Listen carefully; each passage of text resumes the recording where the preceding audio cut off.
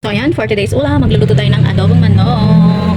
Meron tayo ditong patatas, oyster, and syempre yung ating nor. Let's cook!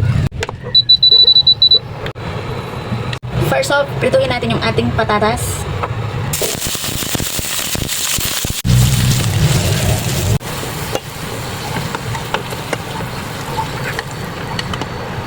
So ayan, naprito na. Then magisa na tayo yung ating bawang at saka sibuyas. Sabayin natin. And then, lagyan na natin yung ating chicken. Haluin.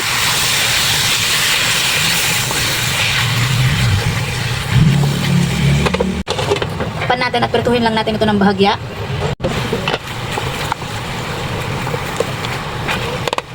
Maglagay na tayo ng paminta.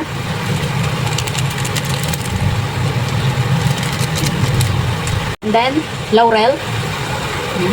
Haluin.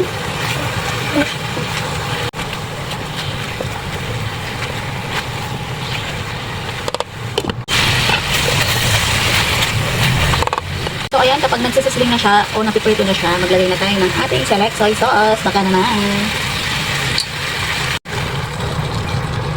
And then, maglagay din tayo ng oyster sauce, dato puti. Mix. Gawin lang natin. Diyan muna natin mag-combine yung ating soy sauce tsaka oyster.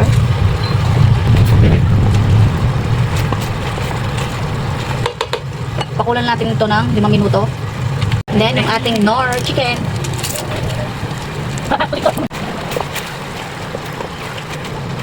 Then, maglagay tayo ng water. Tama lang. Maglagay tayo ng konting suka. Yan ang nating kumulo. So, ayan, after 3 minutes na pagpapakulo, haluin natin. Ice cream bowl.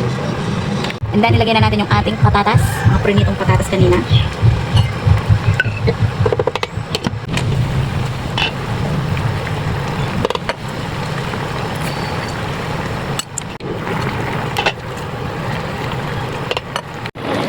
So, ayan, luto na ang ating adobong manok.